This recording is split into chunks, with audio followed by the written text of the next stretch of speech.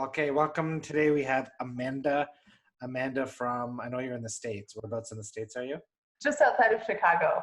Okay, cool. Cool. So you still got kind of almost winter weather like we do there. Yeah, it's a little cool today. Up in the 40s or so. It's literally snowing here in the month of May. It's ridiculous. Oh, wow. So you got your 5 questions lined up? I do. Awesome. Yeah. So my first question is, how do I discern the timing of taking action? Or another way to look at it is, should the action feel easy when it's actually appropriately timed? Yeah, I like, even better than the word easy is effortless, right? So when you're fully in the new paradigm, so for those of you who aren't familiar with old versus new paradigm, so here's, in the collective, we focus on what's called the new paradigm. So old paradigm is life is effort, life's a struggle, I've got to work hard for success. You're not utilizing that mechanism of synchronicity, alignment, vibrational work. That's old paradigm. New paradigm is about not chasing after manifestation, but chasing after the experience of pleasure, which then unlocks the receiving mode, that mechanism of synchronicity, all the good stuff.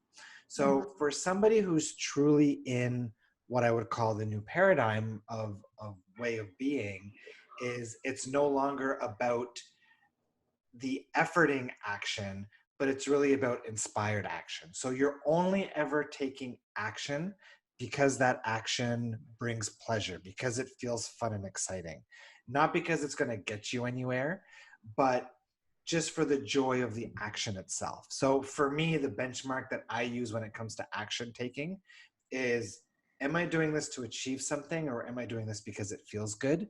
And do I care about the outcome of that action? And if the outcome of that action doesn't give me what I want, would I still take that action? And if the answer is yes, I take it. So that's how I measure whether it's like an attached to outcome efforting action.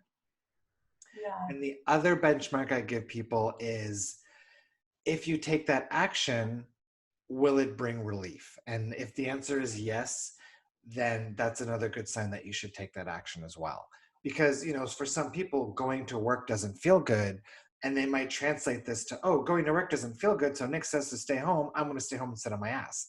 And, that's not what you want to do, because by not going to work, then that's going to create more wobble, more vibrational discomfort probably, because you won't get paid and you'll get an upset boss, than taking that action. So really the two things to look at are, how is that action going to make me feel? And, what's the outcome going to look like? And am I doing it just for that outcome when I don't have to? Yeah, and I think that's where I'm in between, like this idea of, like, I think you shared it, Nick, but also Bashir says, like, follow your path of most excitement. And Yeah. if there's an opportunity that feels exciting in some way, but yet I'm trying to discern, is that perhaps adrenaline? Like there's an exciting factor, but there's also a fear factor there, Yeah. right? So it's more of like, does that mean I just don't do anything right now?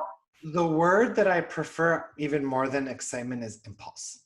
And this is something else we talked about the collective, which is, the old paradigm way of operating is dominantly from, mind-based processing. So all of your decision making is based on looking at the circumstance, analyzing it with your mind, and then taking action based on what you believe is going to create the best outcome for you based on rationality and logic. The next step up from that, which is where most, self-help spiritual people are, is a mix of, feeling out your decision combined with that rationality. So tuning in, does this action feel right? Does this feel intuitively like the right thing for me to do? Right. And, when you look at really successful business people, they'll tell you that they trust their gut first and foremost before anything else. Right? So I would say first stage is logic. Second stage is learning to tune into your gut. And when you're using your gut, you're also kind of in parallel, you're cross-referencing it with what your mind is telling you. So it's kind of a mix of the both. The next level up beyond that, which is what I would call like really in the new paradigm way of operating, is it's no longer about your mind. It's no longer about the gut, even though, they eat into those once in a while, but it's really about impulse, right? what impulse do I have now? And your impulse and your excitement kind of go hand in hand, right? So when Bashar says, follow your path of highest excitement, really it's about following the best impulse that you have. So your impulse might be to go take a nap. Your impulse might be to go shoot a YouTube video. Your impulse might be to call a friend. It's understanding that from that place of alignment, you're receiving those impulses from your inner being, your inner guidance. And your only job is to keep following those impulses, the best feeling impulse.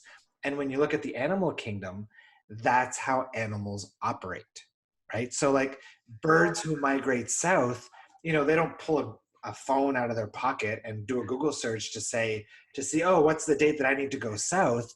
They just get the impulse when it's time to go, and they go. So the evolution of the human, when you've mastered that level of alignment and stepping into this new paradigm way of being, life becomes easy and effortless because there's no more figuring out, right? It's just, what's Yeah. my impulse? What's my impulse? What's my impulse? And that's Okay. how I operate 90% of the time. And I've got maybe 5 or 10 things on the go. But again, there's no stress there because it's just, oh, this feels exciting for me now. And I'm detached from the outcome. Now this feels exciting. So you get into this magical flow of just experiencing and taking pleasure in all of these different impulses.